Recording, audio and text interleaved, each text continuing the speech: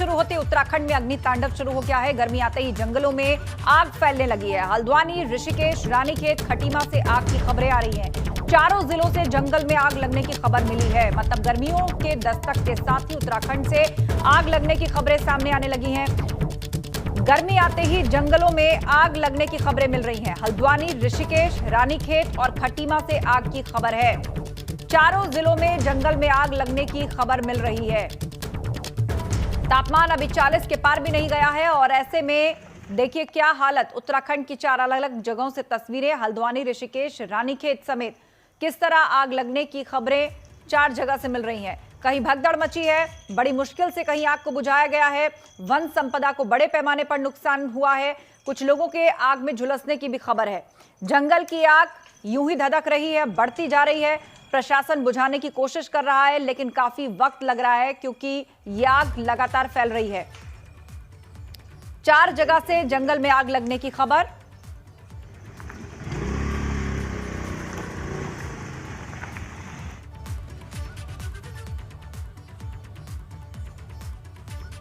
और अब बात हरिद्वार की, जहां बैरागी कैंप में संतों के बीच में व्यवस्था देखने पहुंचे अपर मेलाधिकारी हरवीर सिंह और संतों के बीच में झड़प हो गई।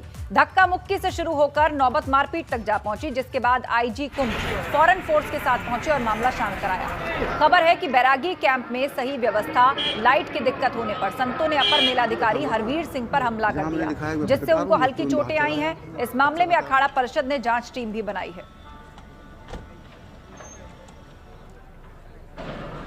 मेला है, मेला में तो छोटा मोटा होता रहता है लेकिन ऐसा कुछ हुआ नहीं है। तो व्यवस्थाओं के संबंध में बात हुई है और जो है लाइट नहीं थी उस विषय में, तो जो है वो उसके लिए जो है साधु इकट्ठा हुए, लेकिन कहीं कोई ऐसी बात नहीं हुई। तो सिर्फ भीड़ हुई और उसमें जो है किसी ने ऐसा बोल दिया जिसके चलते जो है लोग आ गए। बाकी ऐसा कोई घटना नहीं हुई।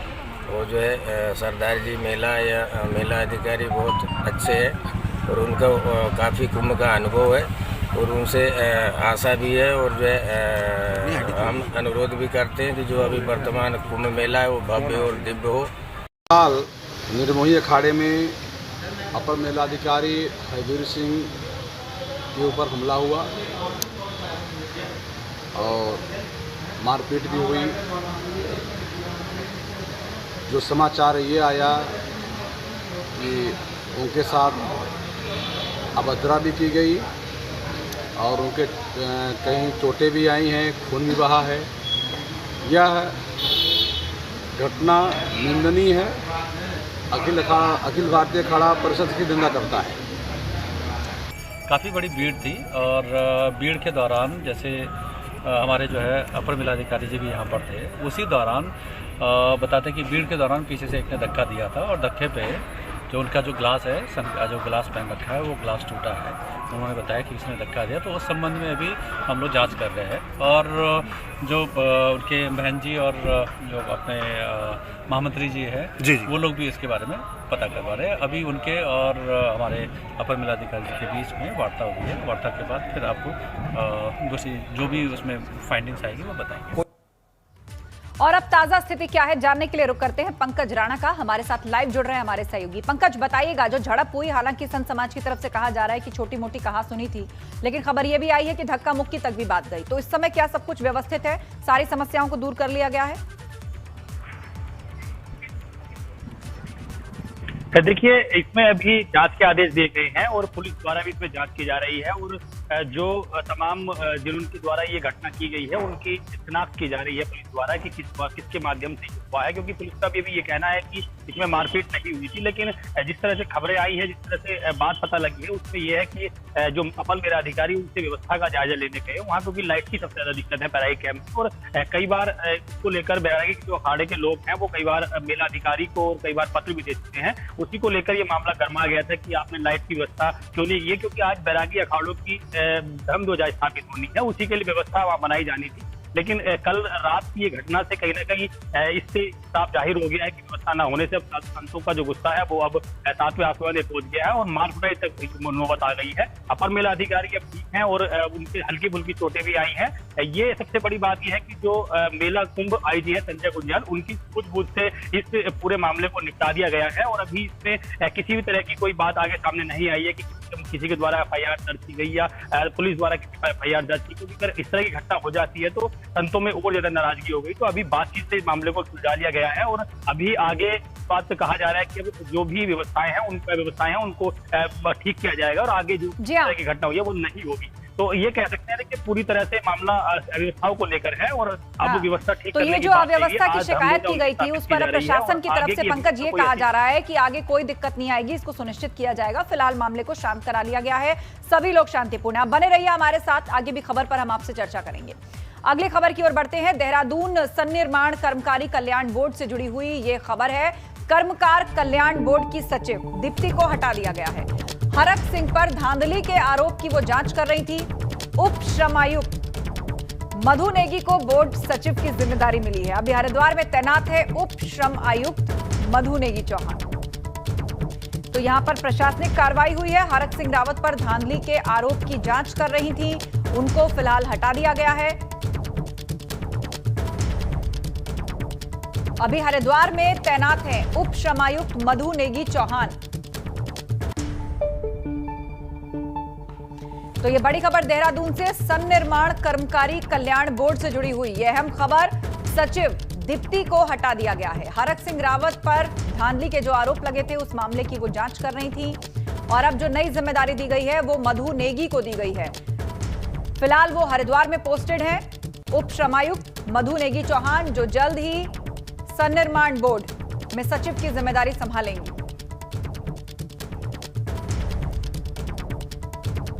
तो एक प्रशासनिक फेरबदल हुआ है जिसकी जानकारी इस वक्त हम आपको दे रहे हैं। पूर्व सीएम त्रिवेंद्र के बयान पर मंत्री हरक सिंह रावत का बयान सामने आया। त्रिवेंद्र के कौरव पांडव वाले बयान का उन्होंने जवाब दिया है। पूर्व सीएम त्रिवेंद्र सिंह रावत के बयान पर हरक सिंह रावत ने पलटवार किया है और कौरव पांडव वाले बयान का उन्होंने किस तरह जवाब दिया वो आपको बताते हैं। देखिए, मैं सोचता हूं कि हमें हल्की बयानबाजियों से बचना चाहिए। देखो, किसी को भी हम अगर ये कहें कि पांडव जो है कौरवों से बदला लेंगे, अगर हम, तो कौन कौरव है, कौन पांडव है, कौन कौरव है? मतलब डोयला की जनता या जो लोग किसी व्यक्ति का साथ दे रहे हैं वो पांडव हो गए और हमारे राष्ट्रीय नेता और पार्टी क्या कौरव होगी क्या? ऐसे बयानों से मैं सोचता हूँ बचना चाहिए। और मैंने, जब आपको ध्यान होगा, मैंने प्रेस कॉन्फ्रेंस की थी विधानसभा में और मैंने कहा था मैं महाभारत का अभिमन्यु नहीं जो अंतिम द्वार पे मारा जाऊं।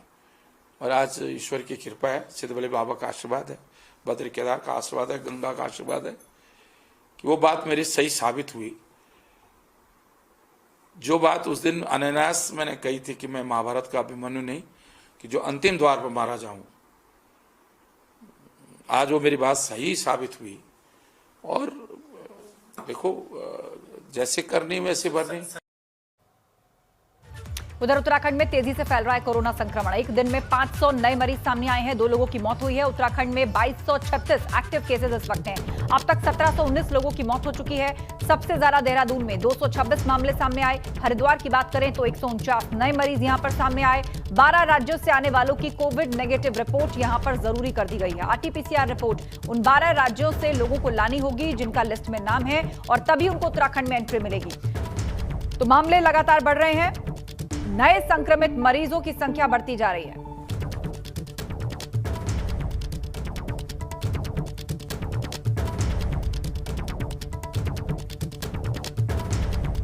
और अब 2 रिपोर्टर हमारे साथ जुड़ रहे हैं, रवि कैंतुरा देहरादून से और पंकज राणा हरिद्वार से हमारे साथ हैं। रवि कैंतुरा का रुख करते हैं। राजधानी देहरादून का डेटा क्या कहता है और यहां किस तरह से अब सख्ती बढ़ाई जा रही है? रवि, देखिए आस्था, अगर हम बात करें तो सबसे ज़्यादा प्रभावित ज़िला देहरादून है और कल भी करीब 250 के करीब यहाँ पर मामले आए हैं जो कि बहुत चिंताजनक हैं। और अगर हम बात करें तो उत्तराखंड में लगातार जो कोरोना की संख्या वो बढ़ती जा रही है। 24 घंटे में 500 मामले आए हैं, 2 और मौतें कोरोना की वजह से हुई हैं। सख्ती की जहाँ तक बात है तो चाहे हम हवाई मार्ग की बात करें, ट्रेनों से आने वाले यात्रियों की बात करें या सड़क मार्ग से आने वाले यात्रियों की बात करें तो इनके लिए चेकिंग जो है बढ़ाई गई है। 12 राज्यों से पहले ही ये बात स्पष्ट है कि कोविड-19 नेगेटिव रिपोर्ट लेकर ही उनको राज्य में एंट्री मिलेगी। लेकिन ऐसे में भी कई यात्री ऐसे हैं, क्योंकि हमने कल भी देखा जो लोग बिना नेगेटिव रिपोर्ट के उत्तराखंड पहुँच रहे हैं और ऐसे में उनका एंटीजन रैपिड टेस्ट कराया जा रहा है। लेकिन जो सबसे बड़ी लापरवाही है वो ये है कि एंटीजन रैपिड टेस्ट करने के बाद लोगों को वहाँ पर ठहरने की कोई व्यवस्था नहीं है जब तक रिपोर्ट नहीं आती है, और इस दौरान उन सभी लोगों को घर भेज दिया जा रहा है। ऐसे में बाद में रिपोर्ट पॉजिटिव आने के बाद उन लोगों से संपर्क हो रहा है, तो इस दौरान वो कितने लोगों से मिलते हैं और ये संक्रमण और ज़्यादा फैल रहा है। तो इसमें एक खास जो बात है वो ये गौर करने वाली है कि लोगों को कम से कम वहाँ पर चाहे रेलवे स्टेशनों की बात हो, एयरपोर्ट की बात हो, रोकने की व्यवस्था होनी चाहिए जब तक उनकी कोविड-19 की रिपोर्ट जो है नेगेटिव नहीं आ जाती है या पॉजिटिव आती है, तो उनको वहीं से या होम आइसोलेशन करना है या फिर अस्पतालों पर भेजना है, ये स्पष्ट होना चाहिए। तो एक बड़ी लापरवाही है जो प्रशासन के सामने आ रही है, इसको भी ज़रूर देखना होगा, क्योंकि नियम बना दिए गए हैं लेकिन नियमों का पालन करना भी और उनका पालन सुनिश्चित कराना भी प्रशासन की जिम्मेदारी है। तो ऐसे में लगातार अगर हम बात करें, अगर बैकलॉग की तरफ भी गौर करें तो अब फिर से बैकलॉग 16,000 के करीब चले गया, यानी कि 16,000 अवेटेड सैंपल हैं जो कि अभी आने हैं। तो ऐसे में आने वाले जो आंकड़ा है वो तेज़ी से बढ़ेगा। पिछले दौर की हम बात करें तो बीच में ज़रूर आंकड़ा कम हुआ है आज तक, जिसके पीछे की वजह सैंपलिंग कम होना, यानी कि जैसे ही सैंपलिंग बढ़ी है फिर से एक बार कोरोना के मामले जो है तेज़ी से बढ़ रहे हैं। तो इससे एक बात और स्पष्ट हो जाती है कि कोरोना का जो संक्रमण है वो बिल्कुल भी टला नहीं है, वो बिल्कुल जैसे कि तैसा ही है जैसे पहले था। हालांकि सैंपलिंग कम हुई तो जो मामले कम होने लगा, और एक बार फिर से जब सैंपलिंग बढ़ने लगी तो मामले फिर से तेज़ी के साथ उछाल ले रहे हैं। तो ऐसे में सभी लोगों को बहुत ज़्यादा सतर्क रहने की आवश्यकता है, और उस आवश्यकता के साथ ही सभी लोगों को रहना है, क्योंकि अब सब तमाम चीज़ें बहुत नॉर्मल हो गई हैं, तमाम चीज़ें खुल गई हैं, घूमने फिरने पर्यटन पर किसी भी तरीके कोई रोक नहीं है। और ऐसे में तो देहरादून में किस तरह के नियम कानून है और यहाँ का आंकड़ा क्या कहता है वो आप विस्तार से जानकारी दे रहे हैं रवि। पंकज राणा भी हमारे पास हैं और हरिद्वार की जानकारी वो देंगे, उनके साथ हम चर्चा करें उससे पहले देश का डेटा भी लोगों को बता देते हैं। देश में कोरोना के मामले फिर से बढ़ गए हैं। 24 घंटे में 81,466 नए संक्रमित मरीज मिले हैं। 1,23,03,131 कुल मरीजों की संख्या अब देश में जा पहुंची है। 24 घंटे में 81,466 नए मरीज पूरे देश से सामने आए हैं। 131 मरीजों की संख्या कहां तक जा पहुंची हम आपको बता रहे हैं। देश में कोरोना के मामले फिर से बढ़ गए। हरिद्वार से पंकज राणा हमारे साथ जुड़े हुए हैं। हरिद्वार, यहां पर चुनौती दोहरी हो जाती है, एक तो कोरोना के केसेस बढ़ रहे हैं, दूसरा महाकुंभ के चलते लोगों की आवाजाही बहुत ज्यादा है। देशी विदेशी सभी तरह के भक्त यहां पर पहुंच सकते हैं या पहुंचने वाले होंगे, तो यहां किस तरह कड़ाई है? बिल्कुल आस्था, देखिए हरिद्वार काफी महत्वपूर्ण स्थान इस वक्त बना हुआ है, क्योंकि यहाँ महाकुंभ का आयोजन किया जा रहा है। उसी लिहाज से यहाँ पर जो यात्रियों की संख्या हो या तमाम श्रद्धालुओं की संख्या वो लगातार बढ़ रही है। लेकिन शायद के तौर पर अगर देखा जाए तो जो बॉर्डर है वहाँ पर चेकिंग जरूर की जा रही है, और जिस तरह से रवि कैंथोला ने बताया कि जो बॉर्डर एरिया है वहाँ लोगों के रुकने की व्यवस्था नहीं है। यही चीज है, हमने चिड़ियापुर बॉर्डर जाकर कल देखा था, वहाँ पर लोग खड़े जरूर हुए हैं, उनको जिनके पास कोरोना की नेगेटिव रिपोर्ट नहीं है उनको वापस भेजा जा रहा है, लेकिन वहाँ यात्रियों के लिए व्यवस्था नहीं है, टेंट नहीं है वहाँ, क्योंकि धूप होती है तो धूप में लोग कई कई घंटे लाइन में खड़े रहते हैं, ये दिक्कत है। कल तकरीबन 13,000 लोगों के सैंपल बॉर्डर एरिया से लिए हैं, जिसमें से 7 लोग कोरोना पॉजिटिव पाए गए थे, जिनको वापस भेजा गया है। और इस तरह का अनुमान लगाया जा रहा है जिस तरह से कल पहला दिन कुंभ का था, तो कुंभ के पहले दिन के दौरान तकरीबन 25,000 से ज्यादा लोग हरिद्वार क्षेत्र में आए थे। हालांकि ये लोग कल से पहले ही हरिद्वार पहुंच चुके थे, तो कहीं ना कहीं ये कहा जा सकता है कि संख्या यदि बढ़ती है तो निश्चित तौर पर हरिद्वार में भी कोरोना ग्राफ बढ़ सकता है। 150 मामले कल हरिद्वार में आए हैं, और अभी भी संख्या अगर बढ़ती है तो ये मामले और बढ़ेंगे। जो बॉर्डर एरियाज हैं, चाहे हम नार्थन बॉर्डर की बात करें, यूपी से सटा हुआ जो चिड़ियापुर बॉर्डर है उसकी बात करें, वहाँ पर लोगों को रोककर उनकी जो रैंडम चेकिंग है वो की जा रही है। इसके अलावा वहां पर कोरोना की जांच की जा रही है। लेकिन एक सवाल ये है कि जो बॉर्डर एरिया है वहां पर अगर आरटीपीसीआर रिपोर्ट जो जांच हो रही है उसकी रिपोर्ट हार्ड पैड नहीं मिल रही है अगले दिन, फिर भी उनको एड्रेस लिख के आगे भेज दिया जाता है। तो अगर उनमें से कोई कोरोना पॉजिटिव हो जाता है तो फिर आगे वो कोरोना फैला सकता है। तो ये बड़ा सवाल है कि जांच की व्यवस्था पर्याप्त नहीं है। 33 सेंटर बनाए गए हैं, 33 टीमें कल पूरे बॉर्डर एरियाज पर क्षेत्र में आस्था लगी हुई थी, लेकिन वहां पर व्यवस्थाएं नहीं थी। 23 प्राइवेट संस्था की टीमें लगी हुई हैं, तो ये कह सकते हैं कि व्यवस्थाएं पर्याप्त नहीं है, कुछ और ज्यादा व्यवस्था करने की जरूरत है। तो बिल्कुल हरिद्वार में व्यवस्थाएं और ज्यादा करने की जरूरत है, सख्ती बढ़ाने की जरूरत है, क्योंकि यहाँ पर सबसे ज्यादा जमावड़ा अब लगने जा रहा है महाकुंभ की वजह से। बहुत शुक्रिया चर्चा में शामिल होने के लिए आप दोनों का।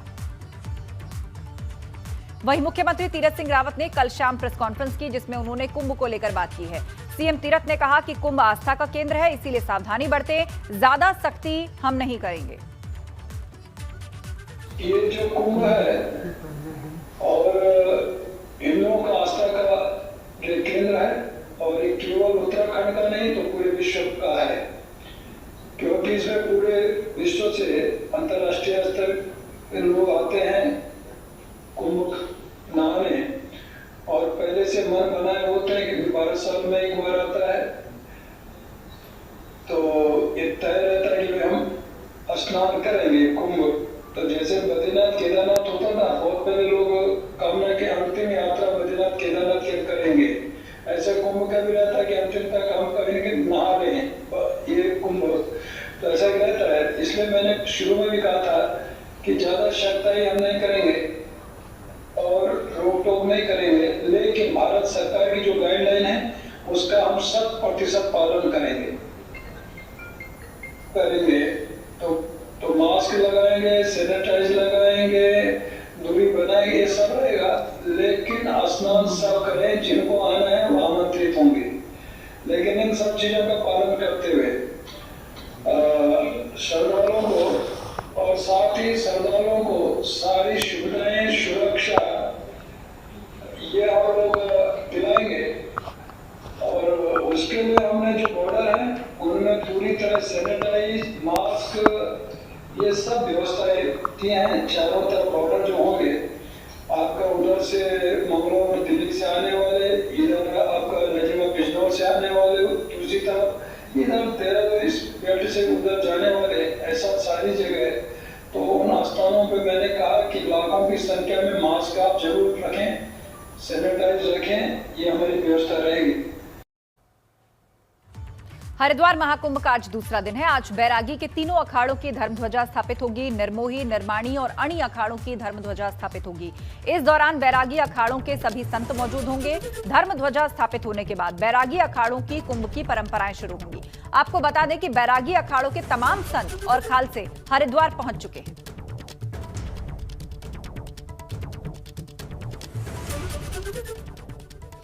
तो बैरागी के तीनों अखाड़ों की आज धर्मध्वजा स्थापित की जाएगी। उसके बाद चिन्ह की पूजा होगी, फिर पेशवाई निकाली जाएगी और फिर शाही स्नान। बैरागी अखाड़ों के तमाम संत और खालसे इसके लिए हरिद्वार पहुंच चुके हैं। हरिद्वार महाकुंभ का आज दूसरा दिन है।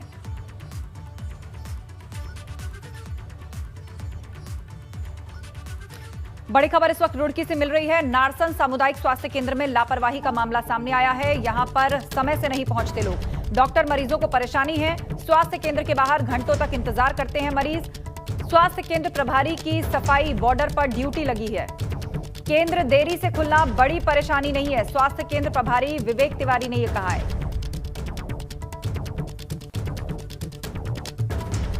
इसमें सारी परेशानी हो, समाधान तो यहाँ है ही नहीं। जो दवाई लिखा हो वो सब बाज़ार से मिले हो, यहाँ उपलब्ध है नहीं कोई दवाई। डॉक्टर तो यहाँ 7 है जी शायद जो लिख रहे नाम, जो यहाँ इनकी नेम प्लेट लग रही। ये तो 10 बजे का है, पर 8 बजे से 2 बजे लो तो है ये है। 11 बजे पहले यहाँ कोई आता नहीं। ये 2 घंटे हो गए, कोई कारण होगा मरीज हमारे बराबर मुँह निकल गया तो हम भी हो जाएगा, दमे का मरीज हो मर जाएंगे बस, और क्या होगा। हम लोग की ड्यूटी समय ऐसी हो गई कि रात में 2 बजे 3 बजे हम लोग कभी बॉर्डर पे घूम रहे हैं, कभी हरिद्वार घूम रहे हैं। तो उसमें अगर आप थोड़ा सा मानवता के उससे सोचेंगे तो सुबह ये हो सकता है कि अगर 8 बजे का अस्पताल है तो 9 बजे खुल रहा है, ये हो सकता है।